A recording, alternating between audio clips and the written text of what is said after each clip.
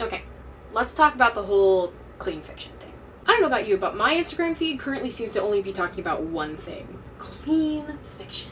Clean fiction specifically defined as books without spice. And while I don't have an issue with books without spice, I do have a couple issues with this trend. Let me explain. There's a whole trend of clean fiction happening right now, and it might be happening everywhere, but I've specifically seen it a lot on Instagram, or Bookstagram, book Instagram. When I open the app, I just see reel after reel of either readers recommending clean reads or authors trying to market their clean book. Books are not a problem, they're just product. But the marketing style seems to me to be quite counterintuitive, and it could even be pushing readers away when you're trying to draw them in. I've got to start by talking about the main mantra, which is really what got me thinking about this. If you're trying to read or write clean books, you are not alone. There are entire communities of clean writers on every platform available.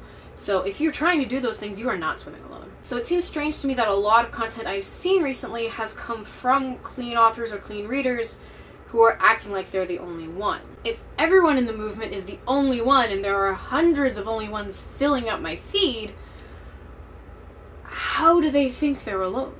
That's the part that seems strange to me. Because treating an entire community as though you were the only one in it is a little dicey and is not genuine. To quote the good word, every day has enough troubles for itself.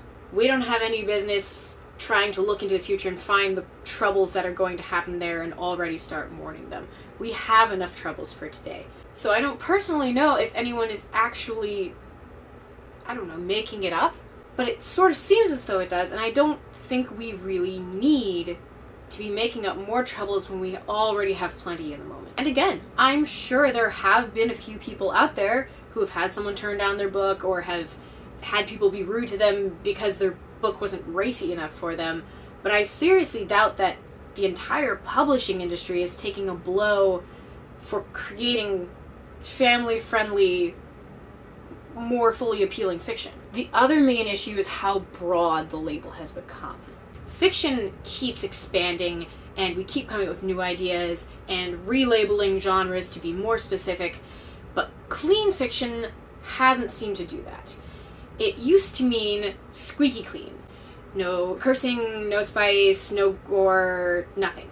But now the term seems to be spreading thin to where it only means books with no spice and no cursing, and sometimes not even books with no cursing, it just means books with no spice, which means that the term is getting too vague and it doesn't mean something anymore, which means that by using the clean term, we're not helping people as much as we used to. Let me give you an example to further explain myself. If I were to invent a new genre today, a new label, and I were to start assigning new and existing books into that genre, but I don't explain why, no one else is going to know what that genre means, and it's never going to catch on. Until you have specific stipulations on what a category actually means, it's very, very difficult to get other people into your genre. And it's very difficult to market that genre because no one knows what it means. There are a lot of reasons why I really think we need a book rating system like the movie rating system of G, PG, PG-13. Those are specifically defined terms. But one of the biggest reasons why I think we need a book rating system is for this. People want to know what's in a book, whether it's going to be something they can hand directly to their kids, whether it's something that they should maybe read through first, whether it's something that even they want to read because it might have content that they straight up don't want to read about. If we had a specific, defined set of content terms, it would change the game. Because clean fiction can mean Peter Rabbit, but clean fiction can technically also mean Lovecraftian horror, and those things are nothing alike. Speaking of vagueness, there seems to be a vagueness when it comes to content, period, with this trend. There's a lot of books being labeled as clean, but then the author or the recommender will completely forget to tell you what the book they're describing is actually about. So it's a great way of saying that it has their seal of approval, but it's not selling someone on the book because they don't actually know what's in it, who it's about, and why it's interesting. Because while clean is a helpful label, it's just one adjective to describe an entire book.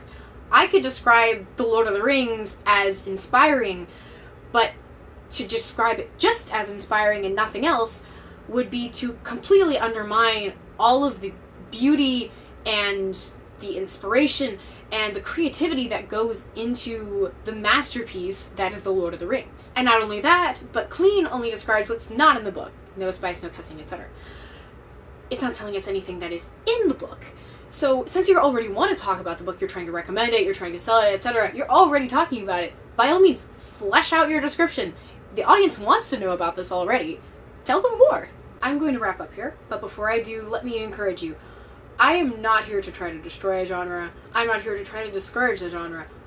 I only see some issues with the marketing, and I want to help people improve it.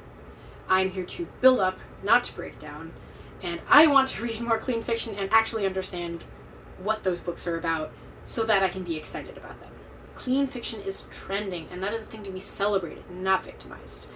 And even if I would love to see some improvements, even if we really need a rating system, recommend, market, sell away. I am in your corner. Have a lovely day. Who it's about and why it's interesting.